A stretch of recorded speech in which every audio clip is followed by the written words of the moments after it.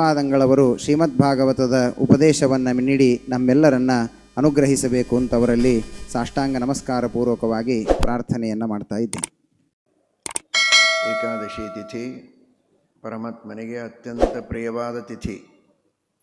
ಅಂಬರೀಷನ ಕಥೆಯನ್ನು ಕೇಳಿದ್ದಿರಲ್ಲ ನಿನ್ನೆ. ಏಕಾದಶಿಯ ಉಪವಾಸವನ್ನು ಮಾಡಿದರೆ ದೇವರು ಹೇಗೆ ರಕ್ಷಣೆ ಮಾಡ್ತಾನೆ? ಏನು ಕೊಟ್ಟಿದ್ದ ಅಂಬರೀಷನಿಗೆ? ಯಾವ ಕಷ್ಟಗಳು ಬರದೇ ಇರೋ ಹಾಗೆ ಚಕ್ರವನ್ನು ಕೊಟ್ಟು ಚಕ್ರದಿಂದ ಅವನ ಎಲ್ಲ ಆಪತ್ತುಗಳನ್ನು ಪರಿಹಾರ ಮಾಡಿದ. ಹಾಗೆ ಭಗವಂತ ಏನೇ ಕಷ್ಟ ಬರಲಿ ತನ್ನ ಸುದರ್ಶನ ಚಕ್ರದಿಂದ ನಮ್ಮನ್ನು ರಕ್ಷಣೆ ಮಾಡ್ತಾನೆ. ಅದಕ್ಕಾಗಿ ಏಕಾದಶಿಯ ಉಪವಾಸವನ್ನು ಮಾಡಬೇಕು. ಊಟ ಮಾಡಬಾರ್ದು ಏಕಾದಶಿ ದಿವಸ. ಮಾಡಿಲ್ಲ, ಹೌದಿಲ್ಲ? ಉಪವಾಸವನ್ನು ಮಾಡಬೇಕು. ಕೃಷ್ಣ ಪರಮಾತ್ಮ ಬರೀ ಉಪವಾಸ ಮಾಡಿಸ್ತಾನೆ ಅಂತ ತಿಳ್ಕೊಬೇಡಿ. ಉಪವಾಸ ಮಾಡಿದ ಮೇಲೆ ಮಾರನೇ ದಿವಸ ಪಾರಣೆಯನ್ನು ಬೇಗ ಮಾಡಬೇಕು. ದ್ವಾದಶಿ ಬೇಗ ಪಾರಣೆ ಮಾಡ್ತೀರೋ ಇಲ್ವೋ? ಇಲ್ಲೇ ಬರಬೇಕು ರಾಮದೇವರ ಪ್ರಸಾದಕ್ಕೆ. ಪಾರಣೆಯನ್ನು ಮಾಡಬೇಕು. ಗೊತ್ತಾಯ್ತಾ? ಏಕಾದಶಿಯ ಉಪವಾಸ, ದ್ವಾದಶಿ ಪಾರಣೆ, ಇವೆರಡನ್ನು ಪ್ರತಿ 15 ದಿವಸಕ್ಕೆ ಮರೆಯದೆ ತಪ್ಪದೇ ಮಾಡಬೇಕು. ಶ್ಲೋಕ ಹೇಳಿ, ನಿನ್ನೆ ಹೇಳಿದ್ದು. ಸ್ವಾಮಿ ತ್ವಂ, ಇವತ್ತು ಹೇಳಿಸ್ಬೇಕಾ? ನೃಹರೇ ತವಾನುಚರಣಾಃ ಪ್ರಾಣಾಃ ಶರೀರಂ ಗೃಹಂ. ನೀನು ನಮ್ಮ ಸ್ವಾಮಿ, ನಾವೆಲ್ಲ ನಿನ್ನ ದಾಸರು. ಹೇ ಕೃಷ್ಣ, ನೀನು ಸ್ವಾಮಿ, ನಾವೆಲ್ಲ ನಿನ್ನ ದಾಸರು.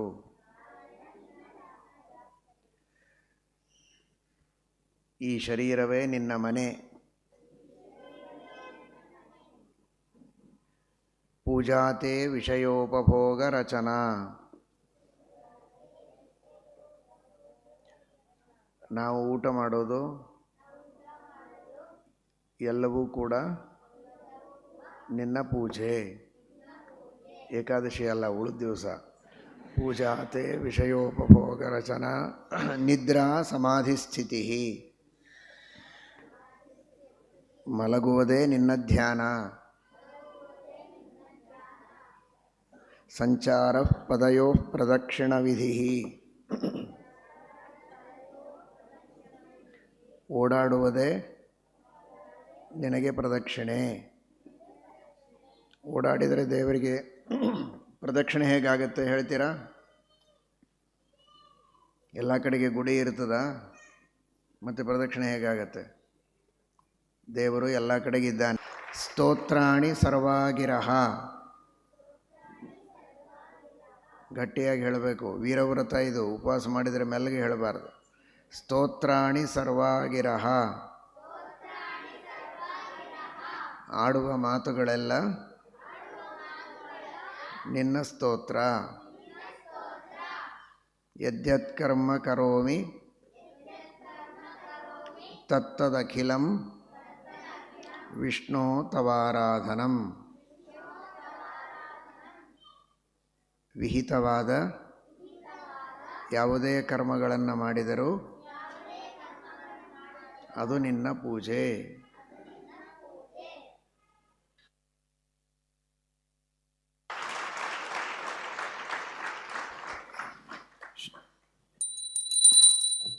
ಶ್ರೀ ಗುರುಭ್ಯೋ ನಮಃ. ಹರಿ ಓಂ. ಸೃಷ್ಟಿಸ್ಥಿತ್ಯಪ್ಯಯೇಹ ನಿಯತಿದೃಶಿತಮೋ ಬಂಧಮೋಕ್ಷಶ್ಚ ಯಸ್ಮಾತ್ ಅಸ್ಯ ಶ್ರೀ ಬ್ರಹ್ಮರುದ್ರಪ್ರಭೃತಿಸುರನರದ್ವಿಷಶತ್ರುವಾತ್ಮಕಸ್ಯ ವಿಷ್ಣೋರ್ವ್ಯಸ್ತಾಃ ಸಮಸ್ತಾಃ ಸಕಲಗುಣನಿಧಿಃ ಸರ್ವದೋಷವ್ಯಪೇತಃ ಪೂರ್ಣಾನಂದಾವ್ಯಯೋ ಯೋ ಗುರುರಪಿ ಪರಮಶ್ಚಿಂತಯೇತಂ ಮಹಾಂತಂ. ಆದ್ಯಸ್ಯ ಯತೋನ್ಮಯಾದಿತರತಶ್ಚಾರ್ಥೇಷ್ವಭಿಜ್ಞಸ್ವರಾಟ್ ತೇನೇ ಬ್ರಹ್ಮಹೃದಾಯ ಆದಿಕವಯೇ ಮುಹ್ಯಂತಿ ಯಂ ಸೂರಯಃ. ತೇಜೋ ವಾರಿಮೃದಾಂ ಯಥಾ ವಿನಿಮಯೋ ಯತ್ರ ತ್ರಿಸರ್ಗೋ ಮೃಷಾ ಧಾಮ್ನಾ ಸ್ವೇನ ಸದಾ ನಿರಸ್ತಕುಹಕಂ ಸತ್ಯಂ ಪರಂ ಧೀಮಹಿ ಧರ್ಮವಿಜ್ಞಾನವೈರಾಗ್ಯಪರಮೈಶ್ವರ್ಯಶಾಲಿನಃ ಆನಂದತೀರ್ಥಭಗವತ್ಪಾದಾನ್ ವಂದೇ ನಿರಂತರಂ. ಭವತಿ ಯದನುಭಾವಾದೇಡಮೂಕೋऽಪಿ ವಾಗ್ಮೀ ಜಡಮತಿರಪಿ ಜಂತುರ್ಜಾಯತೆ ಪ್ರಾಜ್ಞಮೌಲಿಃ ಸಕಲವಚನಚೇತೋ ದೇವತಾ ಭಾರತೀ ಸಾ ಮಮ ವಚಸಿ ನಿಧತ್ತಾಂ ಸನ್ನಿಧಿಂ ಮಾನಸೇ ಚ. ಯಂ ಪ್ರವ್ರಜन्तಮನುಪೇತಮಪೇತಕೃತ್ಯಂ ದ್ವೈಪಾಯನೋ ವಿರಹಕಾತರ ಆಜುಹಾವ ಪುತ್ರೇತಿ ತನ್ಮಯತಯಾ ತರವೋಪಿ ನೇದುಸ್तं ಸರ್ವಭೂತಹೃದಯಂ ಮುನಿಮಾನತೋಸ್ಮಿ. ನಮೋऽस्तु ತಾತ್ವಿಕಾ ದೇವಾಃ ವಿಷ್ಣುಭಕ್ತಿಪರಾಯಣಾಃ ಧರ್ಮಮಾರ್ಗೇ ಪ್ರೇರಯन्तु ಭವಂತಃ ಸರ್ವ ಏವ ಹಿ. ನೌಮಿನ್ಯಾಯ ಸನತ್ಕುಮಾರ ಶಿಷ್ಯಾಯ ಸರ್ವಶಾಸ್ತ್ರಾರ್ಥವೇದಿನೇ ವಿಷ್ಣುಭಕ್ತಿಪ್ರಬೋಧಾಯ ನಾರದಾಯ ನಮೋ ನಮಃ. ನೌಮಿನ್ಯಾಯ ಸುಧಾದಿಕೃಜ್ಜಯಮುನೀನ್ ಶ್ರೀಪಾದರಾಟ್ಸನ್ಮಣೀನ್ ವ್ಯಾಸಾರ್ಯಾನ್ ವಿವಿಧಾಗಮಾಬ್ಧಿವಿಹರಾನ್ ಶ್ರೀವಾದಿರಾಜಾನಪಿ ವಂದೇ ಹಂಸವರಾನ್ ರಘುತ್ತಮಗುರೂನ್ ವೈದಗ್ಧ್ಯವಾರಾಂ ನಿಧೀನ್ ಶ್ರೀ ಸತ್ಯವ್ರತರಾಘವೇಂದ್ರಮುನಿಪಾನ್ ಸದ್ಬೋಧಸಧ್ಯಾನಪಾನ್. ಸತ್ಯಾಖ್ಯಬ್ರಹ್ಮಸೂತ್ರಸ್ಯ ಸಂಪರತ್ವೇನ ಕಲ್ಪಕಃ ಮೂಲತೀರ್ಥಂ ಯಸ್ಯ ಮಧ್ವಃ ಸತ್ಸಂಕಲ್ಪೋ ಭವೇನ್ಮುದೆ ಸತಃ ಪ್ರಾಣಸ್ಯ ತೇಃ ಕಸ್ಯ ಯಂತಾಯೋ ಮೂಲರಾಘವಃ. ಸಂತುಷ್ಟಂ ತತ್ರ ಸತ್ಯಾದಿಂ ಮದ್ಗುರುಂ ನೌಮಿ ವಿತ್ತಯೇ ಸತ್ಯಾಭಿಜ್ಞಕರಾಬ್ಜೋತ್ಥಾನ್ ಪಂಚಾಶದ್ವರ್ಷಪೂಜಕಾನ್ ಸತ್ಯಪ್ರಮೋದತೀರ್ಥಾರ್ಯಾನ್ ನೌಮಿನ್ಯಾಯ ಸುಧಾರತಾನ್.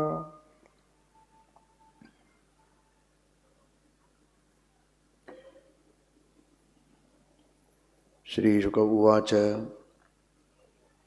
ವಿರೂಪಃ ಕೇತುಮಾನ್ ಶಂಭುಃ ಅಂಬರೀಷಸುತಾಸ್ತ್ರಯಃ ವಿರೂಪಾತ್ ಪೃಷದಶ್ವೋಭೂತ್ ತತ್ಪುತ್ರಸ್ತು ರಥೀತರಃ. ಸ್ವಸ್ತ್ಯಸ್ತು ಅಶೇಷಸನ್ಮಂಗಲಾನಿ ಸಂತು ಶ್ಲೋಕೈಕಶ್ರವಣಪಠನಮಾತ್ರೇಣ ಕಥಾ ವಕ್ತುಶ್ಚ ಶ್ರೋತॄಣಾಂ ನಿಖಿಲಕಲಿಕೃತಕಲ್ಮಷಾಪನೋದನಪಟುತರೆ ಧರ್ಮಾದ್ಯಖಿಲಪುರುಷಾರ್ಥಸಾಧನೀಭೂತೆ ಶ್ರೀಮದ್ಭಾಗವತೆ ಮಹಾಪುರಾಣೇ ಪಾರಮಹಂಸ್ಯಾಂ ಸಂಹಿತಾಯಾಂ ಅದ್ಯ ಕಥಾಪ್ರಸಕ್ತೌ ಕಿಂಚಿತ್ ಪೂರ್ವಪ್ರಸಕ್ತಪ್ರಮೇಯಾನುವಾದಃ. ಹರಿಃ ಓಂ.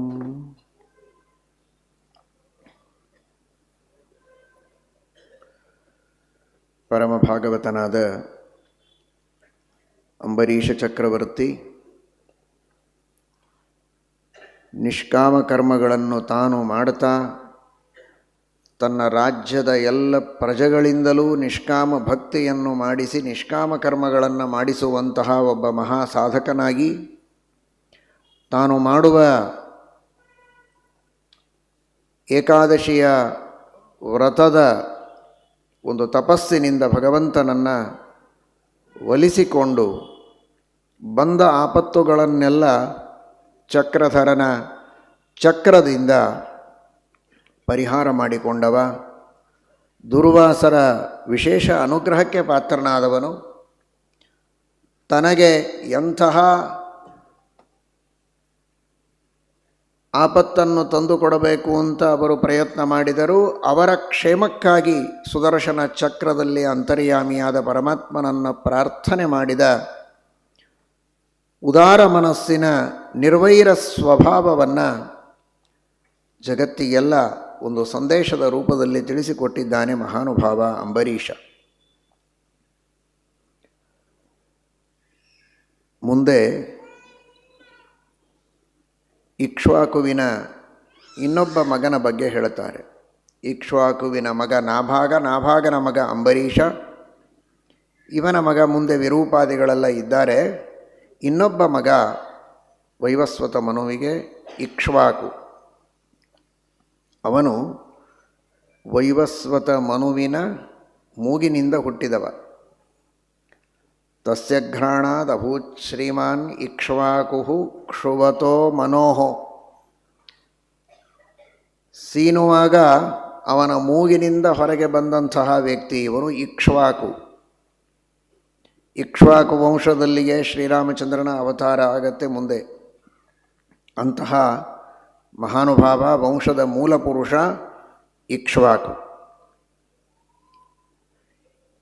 ಈ ಇಕ್ಷ್ವಾಕು ವಂಶದ ಮಹಾರಾಜರೆಲ್ಲ ತನ್ನ ಕುಲ ದೈವವನ್ನಾಗಿ ಮೂಲರಾಮದೇವರನ್ನು ಪೂಜೆ ಮಾಡ್ತಾ ಬಂದವರು. ಈ ಎಲ್ಲ ವಂಶದ ರಾಜರಿಗೆ ಕುಲದೈವ ಕುಲಸ್ವಾಮಿ ಮೂಲರಾಮ ಅನ್ನುವುದಕ್ಕಾಗಿ ದಶರಥ ತನ್ನಲ್ಲಿ ಅವತಾರ ಮಾಡಿದಂತಹ ಹಿರಿಯ ಮಗನಿಗೆ ರಾಮ ಅಂತ ಹೆಸರಿಟ್ಟದ್ದು. ಆ ರಾಮ ಎಂಬ ಹೆಸರಿನ ಮೂಲರಾಮ ಎಂಬುದಾಗಿ ವಾಸಿಷ್ಠ ರಾಮಾಯಣದಲ್ಲಿ ನಾವು ಕೇಳುತ್ತೇವೆ. ಅಂತಹ ಮಹಾನುಭಾವ ಇಕ್ಷ್ವಾಕು. ಅವನ ಮಗ ವಿಕುಕ್ಷಿ. ಇಕ್ಷ್ವಾಕುವಿಗೆ ಧರ್ಮದಲ್ಲಿ ನಿಷ್ಠೆ ಹೇಗೆ, ಶ್ರದ್ಧೆ ಏನು, ಮಕ್ಕಳನ್ನು ತಿದ್ದುವ, ಎಲ್ಲರಿಗೂ ಸರಿಯಾದ ನೀತಿಯನ್ನು ಕಲಿಸುವ ಅವನ ರೀತಿಯನ್ನು ನೋಡಿದರೆ ಆಶ್ಚರ್ಯವಾಗತ್ತೆ. ಶ್ರಾದ್ದಕ್ಕಾಗಿ ಇಂಥ ಪದಾರ್ಥಗಳನ್ನು ತರುವುದಕ್ಕೆ ಹೇಳಿರ್ತಾನೆ. ಹಸಿವೆಯಾಗಿದೆ ಅಂತ ತರುವಾಗ ಸ್ವಲ್ಪ ತಿಂದು ಉಳಿದದ್ದನ್ನು ತಂದು ಕೊಡ್ತಾನೆ. ಅದಕ್ಕಾಗಿ ತನ್ನ ಹೊಟ್ಟೆಯಿಂದ ಹುಟ್ಟಿದ ವಿಕುಕ್ಷಿಯನ್ನು ಮನೆಯಿಂದ ಹೊರಗೆ ಹಾಕ್ತಾನೆ. ಯಾರೋ ಅಲ್ಲ ಅವನು, ದಾಸ ಅಲ್ಲ, ಕೆಲಸ ಮಾಡುವವನಲ್ಲ, ಆಳು ಮನುಷ್ಯ ಅಲ್ಲ, ಸ್ವಂತ ಮಗ ರಾಜಕುಮಾರ. ಅವನೇ ರಾಜನಾಗಬೇಕು ಮುಂದೆ, ಉತ್ತರಾಧಿಕಾರಿ. ಆದರೆ ದೇವತೆಗಳಿಗೆ ಪಿತೃಗಳಿಗೆ ಅಂತ ಮೀಸಲಾದ ಆಹಾರದೊಳಗೆ ಪದಾರ್ಥದಲ್ಲಿ ನೀನು ತಿಂದು ಉಳಿದದ್ದನ್ನು ತಂದು ಕೊಡ್ತೀಯ ಅಂದರೆ ಇಷ್ಟೂ ವಿವೇಕ ಇಲ್ಲ ನಿನಗೆ. ದೇವರ ನೈವೇದ್ಯಕ್ಕೆ ದೇವತೆಗಳಿಗೆ ಸಮರ್ಪಣೆ, ಪಿತೃಗಳಿಗೆ ಸಮರ್ಪಣೆ ಮಾಡಬೇಕಾದದ್ದನ್ನು ಮೀಸಲಿಡಬೇಕು. ಸಮರ್ಪಣೆಯಾದ ಮೇಲೆ ಅವಶಿಷ್ಟವಾದದ್ದನ್ನು ಸ್ವೀಕಾರ ಮಾಡಬೇಕು ಅಂತ ಈ ಒಂದು ನಿಷ್ಠೆ ನಿನ್ನಲ್ಲಿಲ್ಲ ಅಂದರೆ ನೀನೇನು ಧರ್ಮವನ್ನು ಮಾಡ್ತೀಯ? ನೀನೇ ಧರ್ಮ ಮಾಡೋದಿಲ್ಲ ಅಂದರೆ ಧರ್ಮದಿಂದ ರಾಜ್ಯ ಏನು ಆಳೋದಕ್ಕೆ ಸಾಧ್ಯ? ಮನೆ ಬಿಟ್ಟು ಹೊರಗೆ ನಡಿ ಅಂತ ಕಳಿಸಿದ ಧೀರ ಇಕ್ಷ್ವಾಕು ಮಹಾರಾಜ.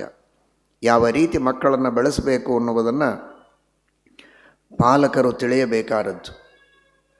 ದೇವರ ನೈವೇದ್ಯ ಇಲ್ಲದೆ ಒಂದು ತುತ್ತು ಬಾಯಿಯಲ್ಲಿ ಹಾಕೋದಿಲ್ಲ, ಒಂದು ಹನಿ ನೀರು ಕುಡಿಯೋದಿಲ್ಲ ಅನ್ನುವ ದೀಕ್ಷೆಯನ್ನು ಮಕ್ಕಳಲ್ಲಿ ಹುಟ್ಟಿಸಬೇಕು ಅನ್ನುವುದನ್ನು ಶ್ರೀಮದ್ ಭಾಗವತ ಈ ಮೂಲಕವಾಗಿ ತಿಳಿಸಿಕೊಡುತ್ತದೆ. ಮುಂದೆ ಒಬ್ಬ ಶ್ರೇಷ್ಠನಾದ ಯೋಗಿ ಸಾಧಕ ಅವನ ಸಹವಾಸದಲ್ಲಿ ತತ್ವಗಳನ್ನೆಲ್ಲ ತಿಳಿದು ಇಕ್ಷ್ವಾಕು ಇರೋವರೆಗೆ ತಂದೆಗೆ ಮುಖ ತೋರಿಸದಂತೆ ಅವನ ಅಪ್ಪಣೆಯಂತೆ ಅರಣ್ಯದಲ್ಲಿಯೇ ಇದ್ದು ಸಾಧನೆ ಮಾಡಿಕೊಂಡು ಇಕ್ಷ್ವಾಕು ತಾನು ತೆರಳಿದ ಮೇಲೆ, ಸಿಂಹಾಸನ ಖಾಲಿಯಾದ ಮೇಲೆ ವಿಕುಕ್ಷಿ ಅರಣ್ಯದಿಂದ ಮತ್ತೆ ಬಂದು ರಾಜ್ಯವನ್ನು ಆಳ್ತಾನೆ ಅಂತ ಹೇಳ್ತಾರೆ. ಇಷ್ಟು ನಿಷ್ಠುರವಾಗಿ ಧರ್ಮವನ್ನು ಪರಿಪಾಲನೆ ಮಾಡುವಂತಹ ಒಂದು ಪರಂಪರೆ ನಮ್ಮ ಭಾರತದ ಪರಂಪರೆ, ರಾಜರ ಪರಂಪರೆ, ರಾಜರ್ಷಿಗಳ ಪರಂಪರೆ.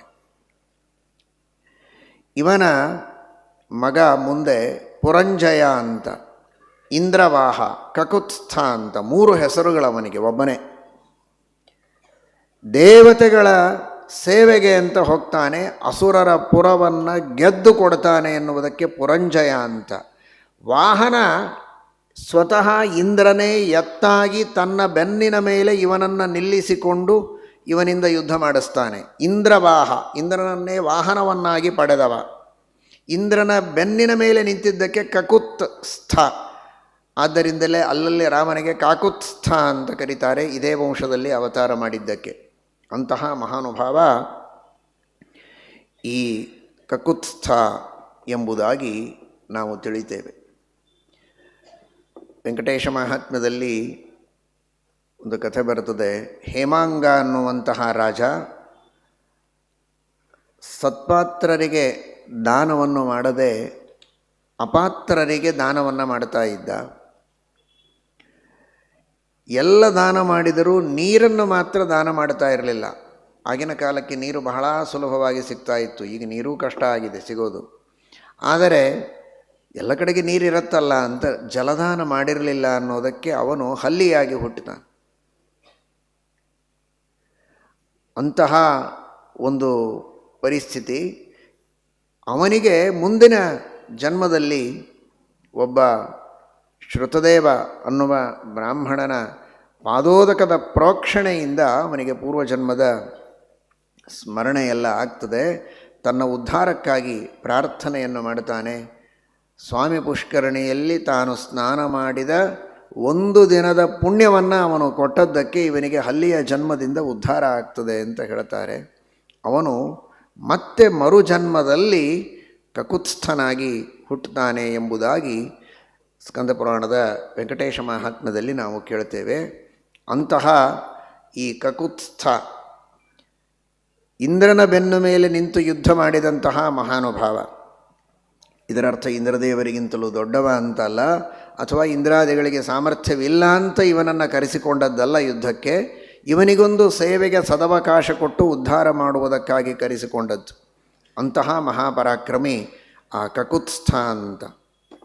ಅಂದರೆ ನಮಗಿರೋ ಶಕ್ತಿ, ನಮಗಿರೋ ಬುದ್ಧಿ, ನಮಗಿರೋ ಅಧಿಕಾರ, ನಮಗಿರೋ ಜನಬಲ, ಧನಬಲ, ಮನೋಬಲ ಎಲ್ಲವೂ ದೇವರ ದೇವತೆಗಳ ಮಹಾತ್ಮರ ಸೇವೆಗೆ ಮೀಸಲಿರಬೇಕು ಅನ್ನುವುದನ್ನು ಇವನ ಚರಿತ್ರೆಯಿಂದ ನಾವು ಸಂದೇಶವನ್ನು ತಿಳಿಯಬೇಕಾದದ್ದು. ತನ್ನ ಸರ್ವಸ್ವವನ್ನು ದೇವತೆಗಳಿಗೆ ಅರ್ಪಣೆ ಮಾಡಿದ್ದಾನೆ ಮಹಾನುಭಾವ.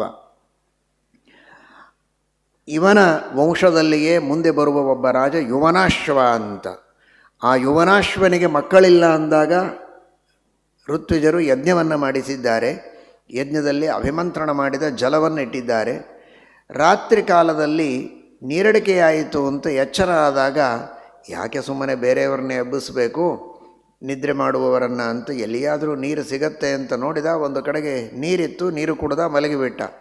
ಬೆಳಗ್ಗೆ ಎದ್ದು ಋತ್ವಿಜರು ನೋಡ್ತಾರೆ, ಯುವನಾಶ್ವನ ಹೆಂಡತಿಗೆ ಮಡದಿಗೆ ಗರ್ಭಿಣಿಯಾಗಬೇಕು, ಒಳ್ಳೆಯ ಸಂತಾನ ಆಗಬೇಕು ಅಂತ ಅಭಿಮಂತ್ರಣ ಮಾಡಿಟ್ಟ ನೀರು ಯಾರು ಕುಡಿದ್ರಿದನ್ನು ಅಂತ ಆಲೋಚನೆ ಮಾಡ್ತಾರೆ. ಇವನು ಹೇಳಿದ, ರಾಜ ನಾನೇ ಕುಡಿದೆ ಅಂತ. ಅವರು ಹಣೆಗಟ್ಟಿಸಿಕೊಂಡಿದ್ದಾರೆ.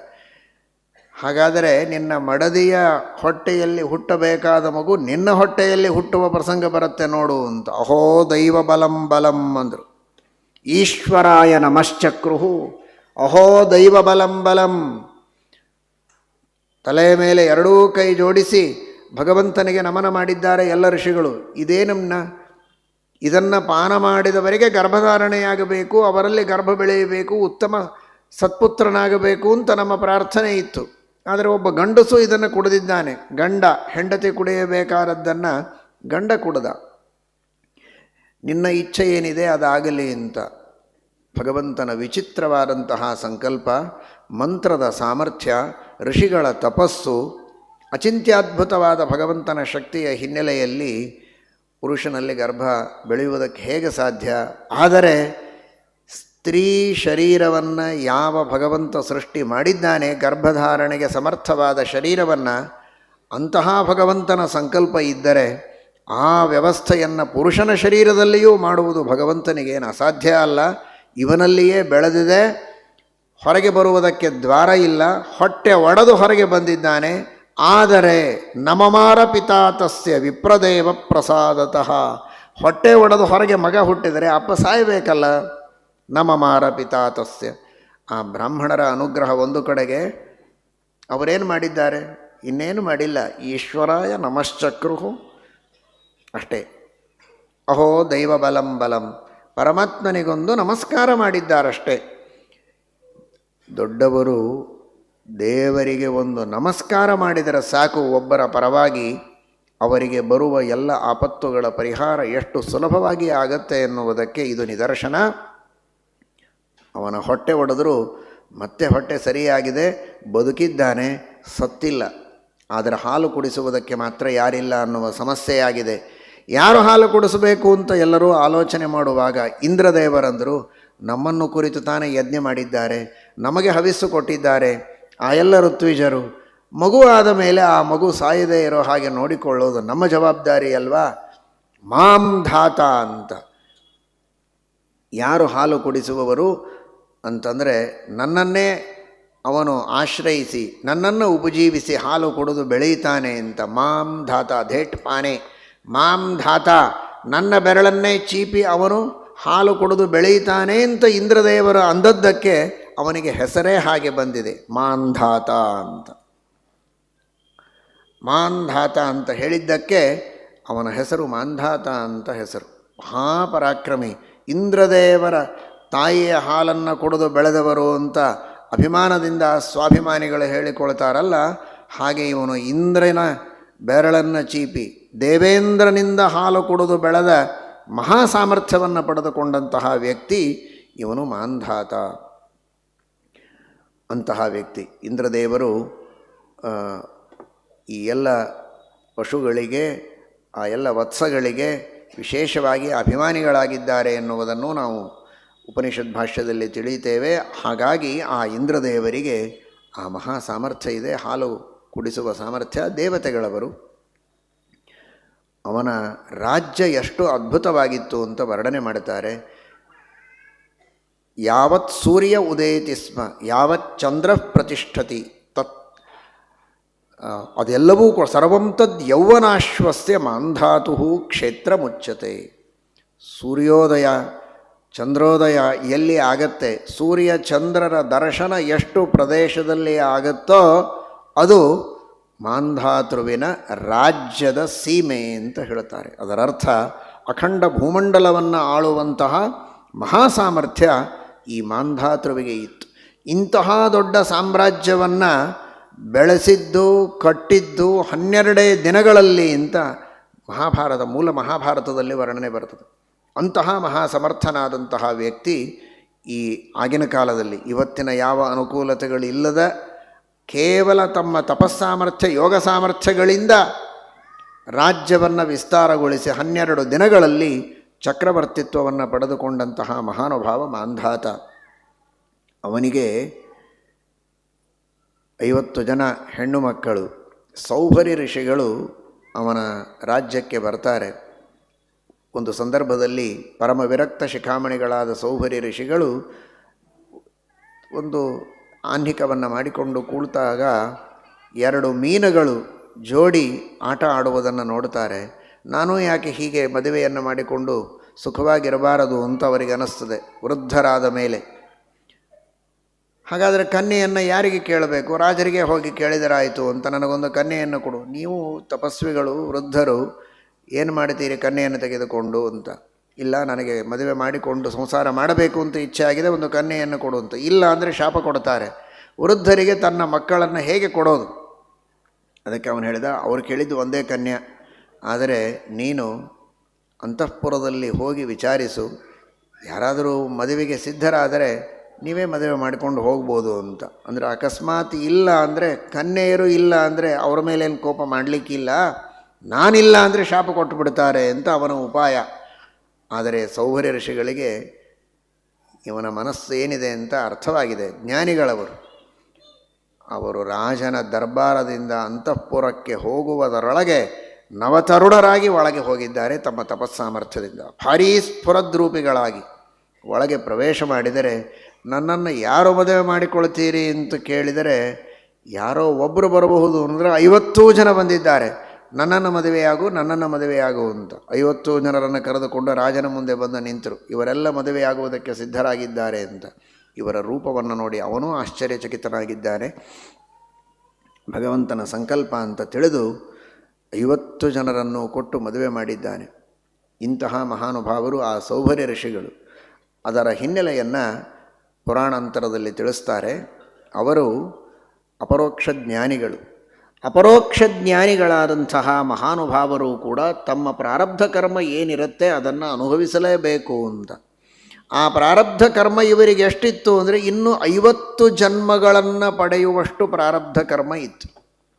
50 ಜನ್ಮಗಳು, 50 ಮದುವೆಗಳಾಗಬೇಕು, 50 ಮನೆಗಳನ್ನು ಕಟ್ಟಬೇಕು, ಅಲ್ಲಿ ಸಂಸಾರವನ್ನು ಮಾಡಿ ಸುಮಾರು 5,000 ಮಕ್ಕಳನ್ನು ಪಡೆಯುವಷ್ಟು ಇವರ ಪ್ರಾರಬ್ಧ ಕರ್ಮ ಇತ್ತು. ಆದರೆ ಭಗವಂತ ಆ ಯೋಗಿಗಳಿಗೆ ತಪಸ್ವಿಗಳಿಗೆ ಒಂದೇನು ಅನುಕೂಲತೆ ಕೊಟ್ಟ ಅಂದರೆ, ಒಬ್ಬೊಬ್ಬರಿಗೆ ಒಂದೊಂದು ರೀತಿಯ ಪ್ರಾರಬ್ಧ ಕರ್ಮ ಇರುತ್ತೆ, ಎಲ್ಲರಿಗೂ ಹಾಗಾಗತ್ತೆ ಅಂತಲ್ಲ. ಇವರ ಪ್ರಾರಬ್ಧ ಕರ್ಮದೊಳಗೆ ಇದೂ ಸೇರುತ್ತೋ ಏನೋ, ಆ ಮುಂದೆ ಬರುವ 50 ಜನ್ಮಗಳಲ್ಲಿ ಆಗುವ ಭೋಗವನ್ನು ಒಂದೇ ಜನ್ಮದಲ್ಲಿ ಮಾಡೋದಕ್ಕೆ ಪರಮಾತ್ಮ ಅವಕಾಶ ಕೊಟ್ಟ. ಹಾಗಾಗಿ 50 ಮದುವೆ, 50 ಮನೆ, 5,000 ಮಕ್ಕಳನ್ನು ಪಡೆದಿದ್ದಾರೆ. ಆ ಒಂದೇ ಒಂದು ಜನ್ಮದಲ್ಲಿ ಆ ರೀತಿ ಭೋಗವನ್ನು ಮಾಡಿ ಕೊನೆಗಂತಾರೆ ವಿರಕ್ತರಾಗಿ ಎಲ್ಲವನ್ನ ಬಿಟ್ಟು ತಮ್ಮ ಸಾಧನೆಯನ್ನು ಮಾಡಿಕೊಂಡು ತಮ್ಮ ಗತಿಯನ್ನು ತಾವು ಹೊಂದಿದ್ದಾರೆ ಅಂತ ಅವರ ವರ್ಣನೆಯನ್ನು ಹೇಳ್ತಾರೆ. ಅಹೋ ಇಮಂ ಪಶ್ಯತ ಮೇ ವಿನಾಶಂ ತಪಸ್ವಿನಃ ಸಚ್ಚರಿತೌ ರಥಸ್ಯ ಅಂತರ್ಜಲೆ ವಾರಿಚರ ಪ್ರಸಂಗಾತ್ ಪ್ರಸ್ರಾವಿತಂ ಬ್ರಹ್ಮ ಚಿರಂ ಧೃತಂ ಯತ್. ಎಷ್ಟು ದೀರ್ಘಕಾಲದವರೆಗೆ ಬ್ರಹ್ಮಚರ್ಯದ ಪರಿಪಾಲನೆಯನ್ನು ಮಾಡಿದಂತಹ ನಾನು ಆ ಮೀನುಗಳ ಜೋಡಿಯನ್ನು ನೋಡಿ ಅದರಂತೆ ನಾನೂ ಇರಬೇಕು ಅಂತ ಒಂದು ಕ್ಷಣದ ಅಪೇಕ್ಷೆಯಿಂದ ಬ್ರಹ್ಮಚರ್ಯವನ್ನು ಕಳೆದುಕೊಂಡದ್ದಾಯಿತು. ಸಂಗಂ ತ್ಯಜೇತ ಮಿಥುನ ವೃಜಿನಾನ್ ಮುಮುಕ್ಷು. ಅದಕ್ಕಾಗಿ ಸಂಘವನ್ನು ಮಾಡಬಾರದು, ಏಕಾಂತದಲ್ಲಿದ್ದು ಸಾಧನೆಯನ್ನು ಮಾಡಬೇಕು ಅನ್ನುವ ಸಂದೇಶವನ್ನು ಜಗತ್ತಿಗೆ ಆ ಸೌಭರಿ ಋಷಿಗಳು ನೀಡಿದ್ದಾರೆ. ಆ ಸೌಭರಿ ಋಷಿಗಳ ಜೀವನದ ಚರಿತ್ರೆಯಿಂದ ಬಂದ ಸಂದೇಶದ ಸೌರಭವನ್ನು ನಾವೆಲ್ಲ ನಮ್ಮ ಜೀವನದಲ್ಲಿ ಆಘ್ರಾಣನ ಮಾಡಿ ಅದನ್ನು ಅಳವಡಿಸಿಕೊಂಡು ವೈರಾಗ್ಯದಿಂದ ಇರುವಂತಹ ಪ್ರಯತ್ನವನ್ನು ಮಾಡಬೇಕು ಎಂಬುದಾಗಿ ಶ್ರೀಮದ್ಭಾಗವತ ತಿಳಿಸಿಕೊಡುತ್ತದೆ. ಮುಂದೆ ಇದೇ ಮಾಂಧಾತೃವಿನ ವಂಶದಲ್ಲಿ ತ್ರಿಶಂಕು ರಾಜ ಬರ್ತಾನೆ. ಆ ತ್ರಿಶಂಕು ಇದೇ ಶರೀರದಿಂದ ಸ್ವರ್ಗಕ್ಕೆ ಹೋಗಬೇಕು ಅಂತ ಅಪೇಕ್ಷೆ. ಕುಲಗುರುಗಳು ವಸಿಷ್ಠರು ಇಲ್ಲ ಅಂತ ಹೇಳಿದರು, ಅವರ ಮಕ್ಕಳು ಇಲ್ಲ ಅಂತ ಹೇಳ್ತಾರೆ. ವಿಶ್ವಾಮಿತ್ರರ ಹತ್ತಿರ ಹೋದಾಗ ನಾನು ಕಳಿಸ್ತೇನೆ ಅಂತ ತಮ್ಮ ತಪಸ್ಸಿನಿಂದ ಸಶರೀರ ಸ್ವರ್ಗಕ್ಕೆ ಕಳಿಸ್ತಾರೆ. ಆದರೆ ದೇವತೆಗಳು ಒಳಗೆ ಪ್ರವೇಶ ಕೊಡೋದಿಲ್ಲ. ಯಾಕೆ? ನೀನು ಹೀಗೆಲ್ಲ ಶರೀರದಿಂದ, ಈ ಭೌತಿಕವಾದ ಶರೀರದಿಂದ, ಭೂಲೋಕದಲ್ಲಿರುವಂತಹ ಈ ಪಂಚಭೌತಿಕ ಶರೀರದಿಂದ ಬರುವುದಲ್ಲ, ದಿವ್ಯವಾದ ಶರೀರ ತೇಜೋಮಯ, ಆ ಶರೀರವನ್ನು ಬಿಟ್ಟು ತೇಜೋಮಯವಾದ ಶರೀರದಿಂದ ಸ್ವರ್ಗಕ್ಕೆ ಪ್ರವೇಶ ಮಾಡಬೇಕು ಅಂತ ಕಾರಣ ಹೇಳೋದಿಲ್ಲ ದೇವತೆಗಳು. ಅವರೇನಂತಾರೆ ಅಂದರೆ, ನಿನ್ನ ಕುಲಗುರುಗಳು ವಸಿಷ್ಠರು, ವಿಶ್ವಾಮಿತ್ರರೇನು ಜ್ಞಾನಿಗಳಲ್ಲ ಅಂತಲ್ಲ, ವಿಶ್ವಾಮಿತ್ರರು ಮಹಾಜ್ಞಾನಿಗಳು, ಗಾಯತ್ರಿ ಮಂತ್ರದ ದ್ರಷ್ಟಾರರು. ಇಬ್ಬರೂ ಒಂದೇ ಕಕ್ಷೆಯಲ್ಲಿ ಬರ್ತಾರೆ. ವಸಿಷ್ಠರು ವಿಶ್ವಾಮಿತ್ರರು ಇಬ್ಬರು 16ನೇ ಕಕ್ಷೆಯವರೇ, ಸಮಾನರು, ಮಹಾಜ್ಞಾನಿಗಳು, ಏನು ಕೊರತೆ ಇಲ್ಲ. ಆದರೆ ನಿನ್ನ ಕುಲಗುರುಗಳು ವಿಶ್ವಾಮಿತ್ರರಲ್ಲ, ನಿನ್ನ ಕುಲಗುರುಗಳು ವಸಿಷ್ಠರು. ಗುರುಶಾಪ ಹತೋ ಮೂಢ ಪಥ ಭೂಮಿಂ ಅವಾಕ್ಷಿರಾಹ. ವಾಲ್ಮೀಕಿ ರಾಮಾಯಣ ಹೇಳುತ್ತದೆ ಈ ಮಾತು. ಗುರುಶಾಪದಿಂದ ಹತನಾಗಿದ್ದೆ, ಆದ್ದರಿಂದ ನಿನಗೆ ಸ್ವರ್ಗದಲ್ಲಿ ಪ್ರವೇಶ ಇಲ್ಲ. ವಿಶ್ವಾಮಿತ್ರರ ತಪಸ್ಸು ನಿನ್ನ ಬೆನ್ನ ಹಿಂದೆ ಇದೆ, ಆದರೆ ವಸಿಷ್ಠರ ಶಾಪ ಇದೆ, ನೀನು ಕೆಳಗೆ ಬೀಳು ಅಂತಾರೆ. ಆಗ ವಿಶ್ವಾಮಿತ್ರರು ಪುನಃ ತಮ್ಮ ತಪಸ್ಸಿನಿಂದ ಅವರನ್ನು ಹಾಗೇ ಇಟ್ಟು ಹೊಸ ಸ್ವರ್ಗವನ್ನು ನಿರ್ಮಾಣ ಮಾಡುತ್ತಾರೆ ಅಂತ. ಅಂತೂ ನಿಜವಾದ ಸ್ವರ್ಗ ಸಿಕ್ಕಿಲ್ಲ, ನಿಜವಾದ ದೇವತೆಗಳ ಸಹವಾಸ ತ್ರಿಶಂಕುವಿಗೆ ಸಿಗಲಿಲ್ಲ. ಎಂದಿಗೂ ಗುರುಗಳನ್ನು ಉಲ್ಲಂಘನೆ ಮಾಡಿ, ಗುರುದ್ರೋಹವನ್ನು ಮಾಡಿ ನಾನು ಸಿದ್ಧಿಯನ್ನು ಪಡೆದುಕೊಳ್ತೇನೆ ಅಂತ ಮನುಷ್ಯ ಪ್ರಯತ್ನ ಮಾಡಬಾರದು.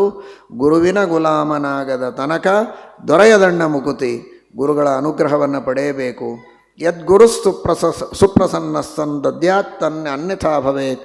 ಗುರುಗಳ ಪ್ರಸಾದದಿಂದ ವಿದ್ಯೆಯನ್ನು ಪಡೆಯಬೇಕು ಎಂಬ ಸಂದೇಶವನ್ನು ತ್ರಿಶಂಕುವಿನ ಚರಿತ್ರೆಯಿಂದ ನಾವು ಅರ್ಥ ಮಾಡಿಕೊಳ್ಳಬೇಕಾಗಿದೆ.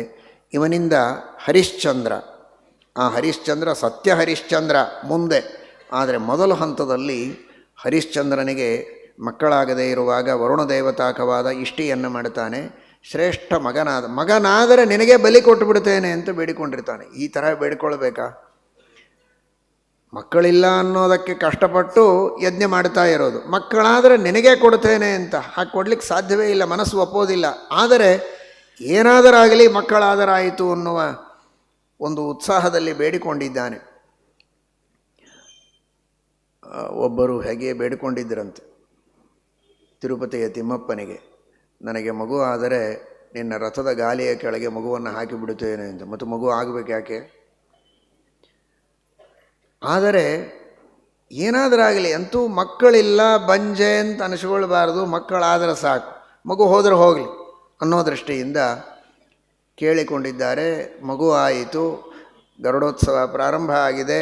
ರಥ ಒಂದು ಹೆಜ್ಜೆ ಮುಂದೆ ಹೋಗ್ತಾ ಇಲ್ಲ. ಅರ್ಚಕರು, ಅಲ್ಲಿರುವಂಥವರು ಮಹಾಂತರು ಒದರ್ತಾ ಇದ್ದಾರೆ, ಯಾರಾದರೂ ಹರಕೆ ಏನಾದರೂ ಬೇಡ್ಕೊಂಡಿದ್ದರೆ ಮುಗಿಸ್ಬಿಡ್ರಿ, ರಥ ಮುಂದೆ ಹೋಗ್ತಾ ಇಲ್ಲ ಅಂತ. ಯಾರೂ ಏನು ಹೇಳಲಿಕ್ಕೆ ತಯಾರಿಲ್ಲ, ಯಾರೇನು ಬೇಡ್ಕೊಂಡಿದ್ದಿಲ್ಲ. ಆದರೆ ಇವಳಿಗೆ ಹೇಳೋದಕ್ಕೆ ಧೈರ್ಯ ಇಲ್ಲ. ಆಗ ಎಲ್ಲಿಯೋ ಗುಸುಗುಸು ಹೇಳಿದ್ದಾಳೆ. ಈ ರೀತಿ ನನ್ನ ಮಗುವನ್ನು ನಾನು ರಥದ ಗಾಲಿಗೆ ಹಾಕ್ತೇನೆ ಅಂತ ಬೇಡ್ಕೊಂಡಿದ್ದೆ, ಆದರೆ ಈಗ ಧೈರ್ಯ ಇಲ್ಲ. ಈಗ ಹುಟ್ಟಿದ ಹಾಲು ಕಂದಮ್ಮನನ್ನು ರಥದ ಗಾಲಿಗೆ ಹಾಕೋದು ಅಂದರೆ ಹೇಗೆ ಮನಸ್ಸಾಗತ್ತೆ ಅಂತ ಅದು ಎಲ್ಲಿಯೋ ಕೇಳಿಸ್ತು ನೋಡಿ ಅರ್ಚಕರಿಗೆ, ಮಹಾಂತಕರಿಗೆ.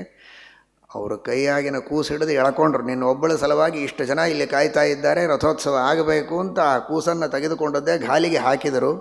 ರಥ ಹೋಯಿತು, ಕೂಸಿಗೆ ಏನೂ ಆಗಲಿಲ್ಲ. ಭಗವಂತ ರಕ್ಷಣೆ ಮಾಡಿದ.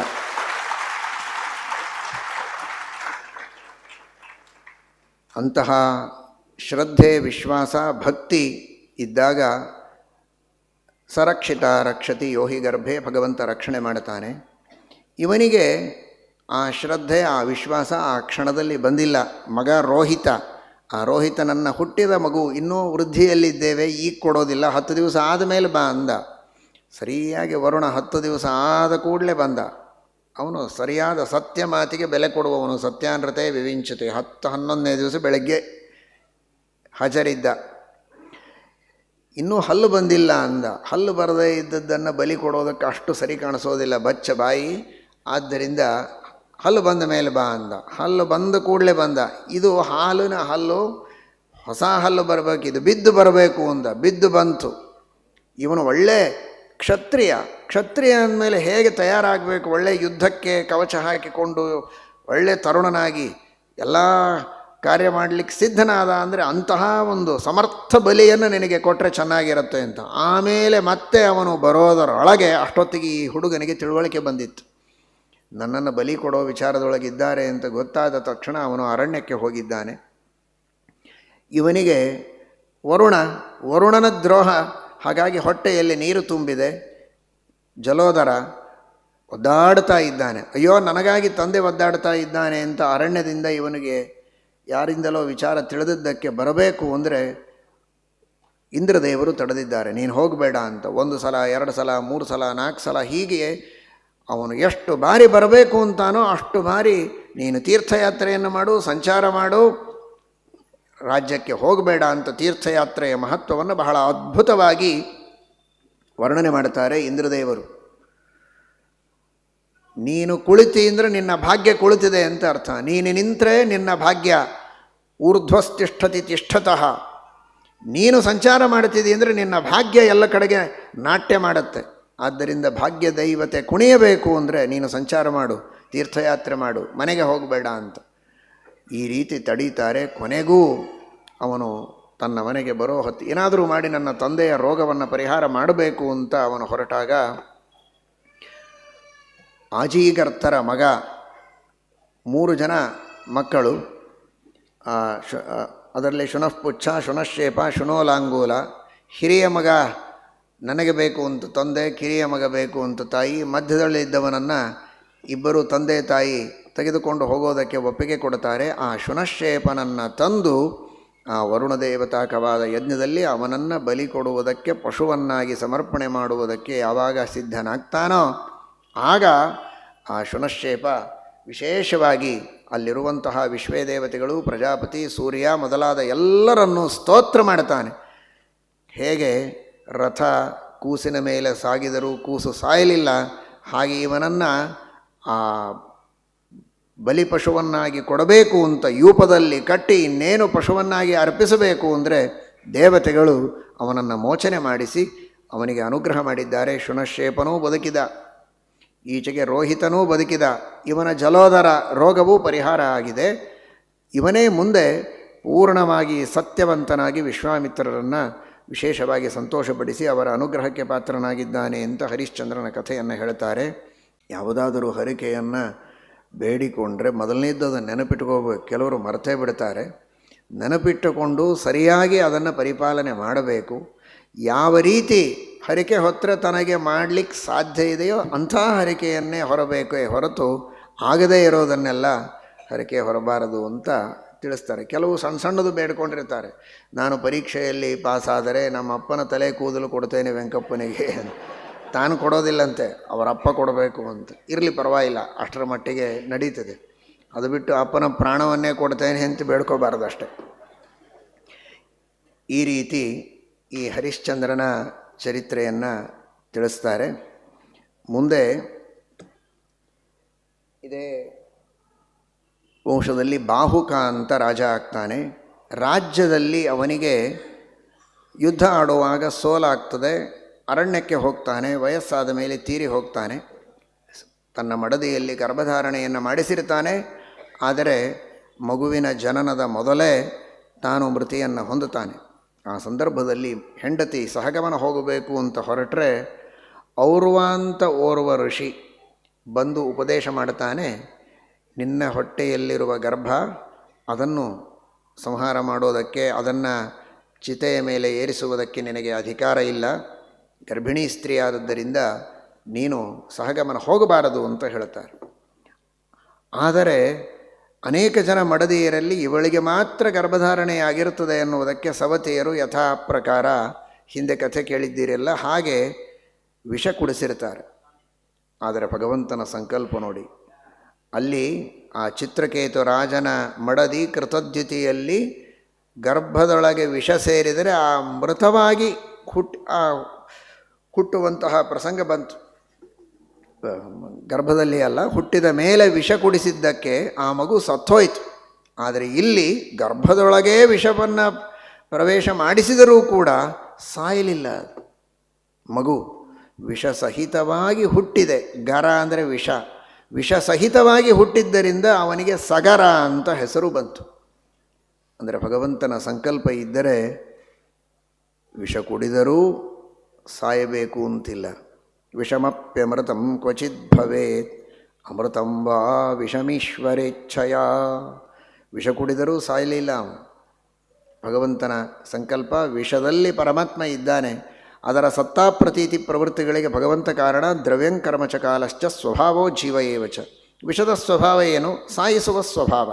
ಆದರೂ ಆ ಸ್ವಭಾವ ಭಗವದ್ ಅಧೀನವಾದದ್ದರಿಂದ ಆ ವಿಷ ಕುಡಿದರೂ ಸಾಯಿಸದೇ ಇರೋ ಹಾಗೆ ಮಾಡೋದು ಭಗವಂತನಿಗೆ ಸಾಧ್ಯ ಇದೆ ಎನ್ನುವುದನ್ನು ಈ ಸಂದರ್ಭದಲ್ಲಿ ನಾವು ತಿಳಿಯಬೇಕು. ಅವನು ಮಹಾಪರಾಕ್ರಮಿ. ಎಲ್ಲ ದೇಶದಲ್ಲಿರುವಂತಹ ಜನರನ್ನು ಸೋಲಿಸಿ ಅವರನ್ನು ಸಂಹಾರ ಮಾಡ್ತಾ ಇರಲಿಲ್ಲ. ಅವನು ಸ್ವಲ್ಪ ದಯೆ, ಕಾರುಣ್ಯ ಅವನಿಗೆ. ಹಾಗಾಗಿ ಅವರನ್ನು ವಿಕೃತ ವೇಷದೊಳಗೆ, ವಿಕೃತ ಕೇಶ ವಿಕೃತ ವೇಷವುಳ್ಳವರನ್ನಾಗಿ ಮಾಡಿ ಆಚೆಗೆ ದೂರ ಇಟ್ಟಿದ್ದಾನಷ್ಟೇ ಹೊರತು ಅವರನ್ನು ಸಂಹಾರ ಮಾಡಿಲ್ಲ. ಇವತ್ತೇನು ಅಭಾರತೀಯವಾದಂತಹ ಅನೇಕ ವೇಷಗಳು, ವಿಕೃತ ವೇಷಗಳು, ವಿಕೃತವಾದ ಕೇಶಾಲಂಕಾರಗಳೆಲ್ಲ ಬರ್ತಾ ಇವೆ. ಇದೆಲ್ಲ ಅದು ಸಗರ ಅವತ್ತು ಒಂದರ್ಥದಲ್ಲಿ ಅವರನ್ನು ಸೋಲಿಸಿ ಈ ಅನೂಚಾನವಾದ ಆರ್ಷ ಪರಂಪರೆ, ಆರ್ಷ ಸಂಸ್ಕೃತಿಗೆ ವಿರುದ್ಧವಾಗಿ ವರ್ತನೆ ಮಾಡುವವರನ್ನು ವಿಕೃತ ವೇಷ ವಿಕೃತ ಕೇಶಗಳಿಂದ ದೂರ ಅಟ್ಟಿದನಲ್ಲ, ಆ ಪರಂಪರೆಗೆ ಸೇರಿದ್ದು ಅಂತ ಅಂದ್ಕೊಳ್ಳಿ. ಹಾಗಾಗಿ ಆ ಪರಂಪರೆಯನ್ನು, ಆ ಪಥವನ್ನು ಅನುಸರಿಸುವುದು ಸರಿಯಾದದ್ದಲ್ಲ. ಶುದ್ಧವಾದ ಭಾರತೀಯವಾದ ಆರ್ಷ ವೇಷ, ಈ ಕೇಶಧಾರಣೆಯ ಕ್ರಮ ಏನಿದೆ, ಇದೇ ಕ್ರಮದಲ್ಲೇ ಕೇಶಧಾರಣೆ, ಇದೇ ಕ್ರಮದಲ್ಲಿಯೇ ವೇಷಧಾರಣೆಯನ್ನು ಮಾಡಬೇಕು ಅನ್ನುವ ಸಂದೇಶವನ್ನು ಈ ಮೂಲಕವಾಗಿ ಶ್ರೀಮದ್ ಭಾಗವತ ನಮಗೆ ನೀಡುತ್ತಾ ಇದೆ. ಅವನಿಗೆ ಸುಮತಿ, ಕೇಶಿನಿ ಅಂತ ಇಬ್ಬರು ಹೆಣ್ಣಂದಿರು. ಸುಮತಿಯಲ್ಲಿ 60,000 ಜನ ಮಕ್ಕಳಾಗ್ತಾರೆ. ಕೇಶಿನಿಯಲ್ಲಿ ಒಬ್ಬನೇ ಒಬ್ಬ ಮಗ ಅಸಮಂಜಸ ಅಂತ. ಅವನು ಅಶ್ವಮೇಧ ಯಾಗವನ್ನು ಮಾಡ್ತಾನೆ. ಆ ಅಶ್ವಮೇಧ ಯಾಗದ ಅಶ್ವವನ್ನು ತೆಗೆದುಕೊಂಡು ಕಪಿಲನಾಮಕ ಪರಮಾತ್ಮನ ಸನ್ನಿಧಾನದಲ್ಲಿ ಒಯ್ದಿಟ್ಟಿರ್ತಾರೆ. ಇವರು ಎಲ್ಲ ಕಡೆಗೆ ಅಶ್ವವನ್ನು ಹುಡುಕ್ತಾರೆ. 60,000 ಜನ ಮಕ್ಕಳು ಕುಳಿತೇನು ಮಾಡ್ತೀರಿ ಮನೆಯಲ್ಲಿ? ಕುದುರೆಯನ್ನು ಹುಡುಕಿಕೊಂಡು ಬನ್ನಿ, ಅಶ್ವಮೇಧ ಯಾಗ ಆಗಬೇಕು ಅಂತ ಸಗರ ಹೇಳ್ತಾನೆ. ಹುಡುಕ್ತಾರೆ. ಎಲ್ಲ ಕಡೆಗೆ ಹುಡುಕಿದರೂ ಎಲ್ಲಿ ಸಿಗೋದಿಲ್ಲ. ಕೊನೆಗೆ ಕೆಳಗೆ ಆ ಸುತ್ತಲ ಲೋಕದಲ್ಲಿರುವಂತಹ ಕಪಿಲನಾಮಕ ಪರಮಾತ್ಮನ ಹತ್ತಿರ ಹುಡುಕಿಕೊಂಡು ಹೋಗ್ತಾರೆ. ಅಲ್ಲಿ ಅಶ್ವ ಕಾಣಿಸ್ತದೆ. ಇದೇ ಕಪಿಲನೇ ಅಶ್ವವನ್ನು ಕದ್ದು ತಂದು ಇಟ್ಟುಕೊಂಡದ್ದು ಅಂತ ಕಪಿಲನಾಮಕ ಪರಮಾತ್ಮನ ಮೇಲೆ ಯಾವಾಗ ಆಕ್ಷೇಪವನ್ನು ಮಾಡ್ತಾರೆ, ನಿಂದೆಯನ್ನು ಮಾಡ್ತಾರೆ. 60,000 ಜನ, ಒಬ್ಬರಲ್ಲ ಇಬ್ಬರಲ್ಲ ಕೆಲವರಲ್ಲ, 60,000ಕ್ಕೆ 60,000 ಜನ ಭಸ್ಮ ಆಗಿ ಹೋಗ್ತಾರೆ. ಕಾರಣ ಚೋರನಲ್ಲದ ಪರಮಾತ್ಮನನ್ನು ಚೋರ ಅಂತ ಒಂದು ಆಪಾದನೆಯನ್ನು ಮಾಡಿದ ಪಾಪದ ತಾಪದಿಂದ 60,000 ಜನ ಭಸ್ಮ ಆಗಿದ್ದಾರೆ. ನಾವು ಭಗವಂತನನ್ನೇನಾದರೂ ಕಳ್ಳ ಅಂತ ತಿಳಿದರೆ, ಕೃಷ್ಣನನ್ನು ಚೋರ ಅಂತ ತಿಳಿದರೆ ಕಳ್ಳತನದ ನಾಟಕ ಮಾಡಿದ ಅಂತ ತಿಳಿಯುವುದು ಬೇರೆ, ನವನೀತ ಚೋರ ಅಂತಂತಾರೆ. ಆದರೆ ನಿಜವಾಗಿ ಭಗವಂತನನ್ನು ಕಳ್ಳ ಅಂತ ನಾವು ತಿಳಿದರೆ ಅದು ಘೋರವಾದ ಅನರ್ಥವನ್ನು ನಮಗೆ ನೀಡುತ್ತದೆ ಅಂತ ಈ ಕಥೆಯಿಂದ ನಾವು ತಿಳಿಯಬೇಕಾದದ್ದು. ಅಂದರೆ ಅಶ್ವ ಅಂದರೆ ಇದು ಕುದುರೆ, ಕುದುರೆ ಅಂದರೆ ಇಂದ್ರಿಯಗಳು. ಇಂದ್ರಿಯಾಣಿ ಹಯಾನಾಹುಹು ಅಂತ ಉಪನಿಷತ್ತು ಇಂದ್ರಿಯಗಳನ್ನು ಕುದುರೆ ಅಂತ ಕರೆದಿದೆ. ನಮ್ಮೆಲ್ಲರ ಇಂದ್ರಿಯಗಳನ್ನು ಸೃಷ್ಟಿ ಮಾಡಿದವನೇ ಪರಮಾತ್ಮ. ಅದಕ್ಕಾಗೇನೆ ಇಂದ್ರಿಯ ಅಂತ ಕರೀತಾರೆ ಅದನ್ನು. ಇಂದ್ರ ದತ್ತ, ಇಂದ್ರ ಅಂದರೆ ಪರಮೈಶ್ವರ್ಯದಿಂದ ಕೂಡಿದ ಪರಮಾತ್ಮ.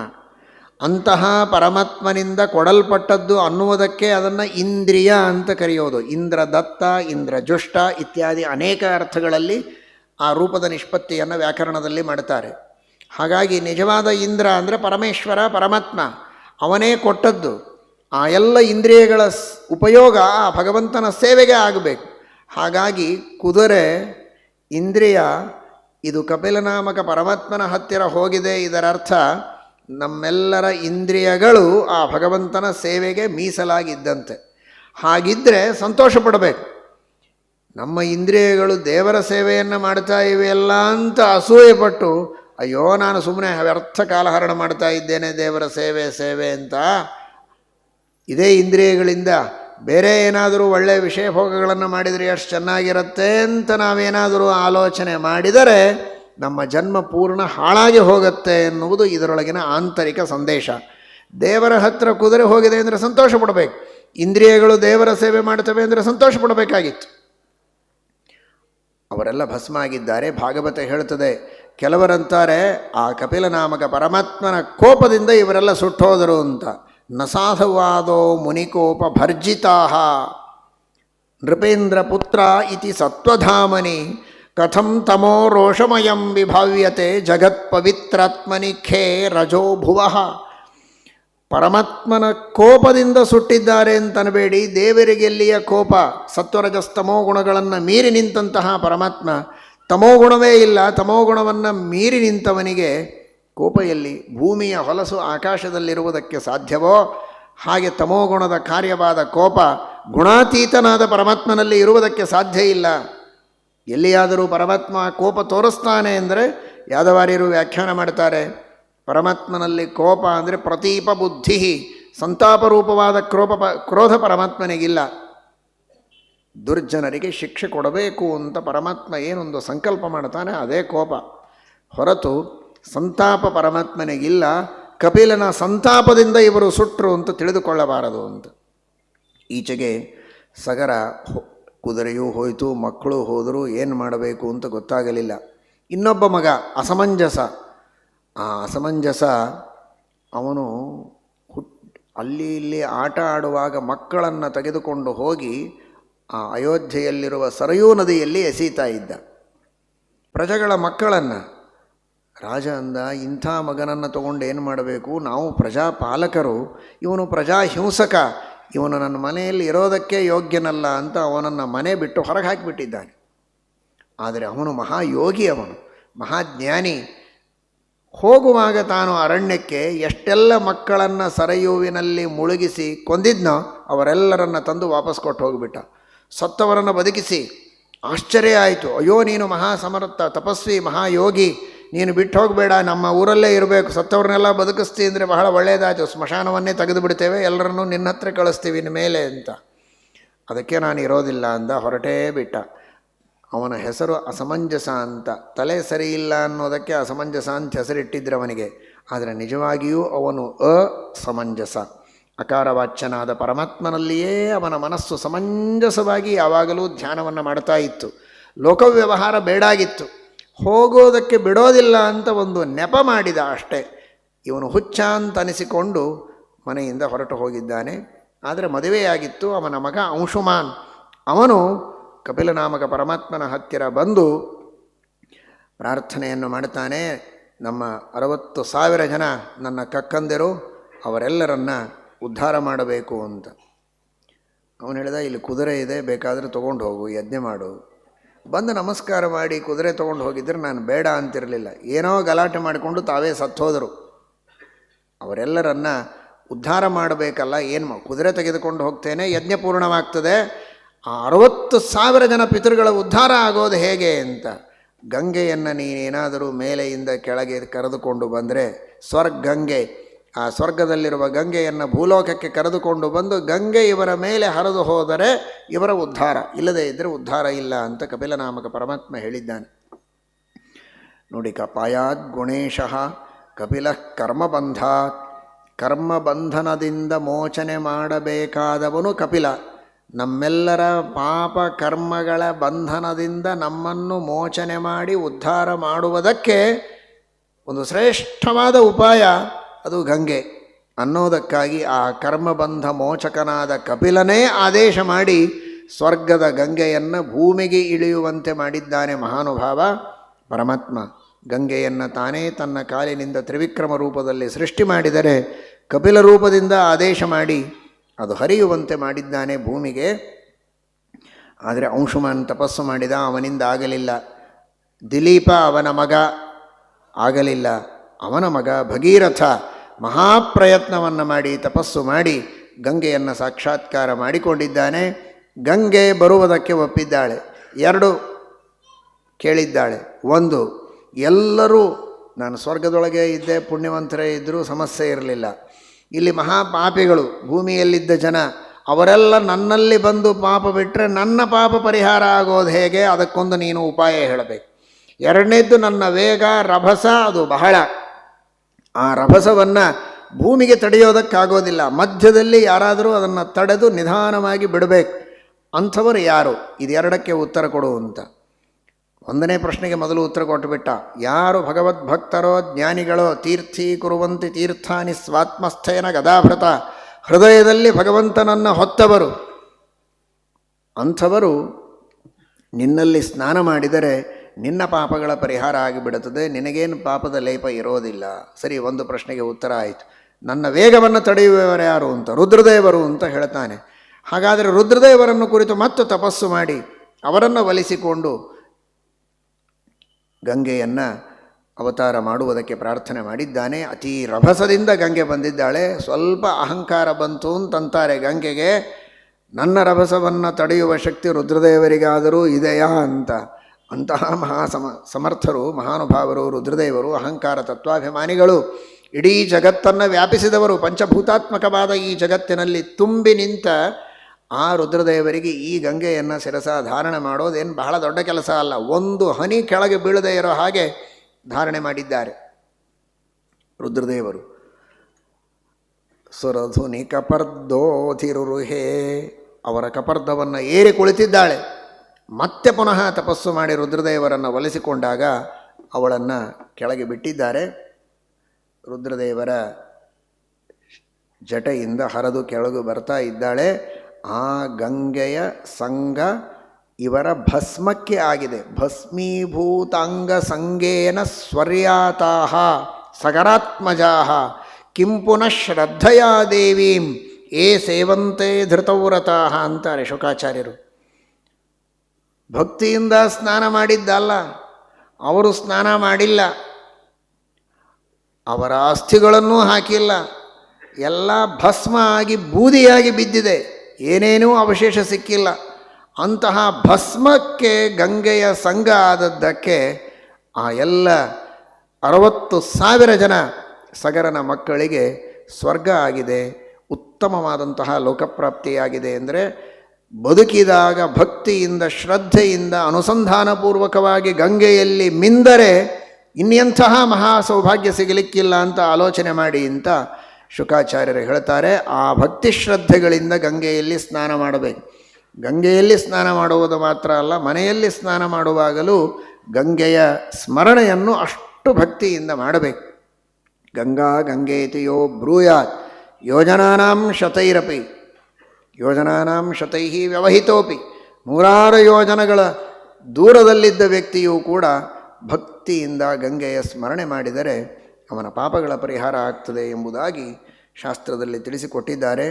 ಆ ರೀತಿ ಗಂಗಾ ಸ್ಮರಣವನ್ನು ಮಾಡಬೇಕು. ಬೋಲೋ ಗಂಗಾಮಯ್ಯ ಕೀ, ಕಪಿಲನಾಮಕ ಭಗವಾನ ಕೀ. ಅವತಾರದ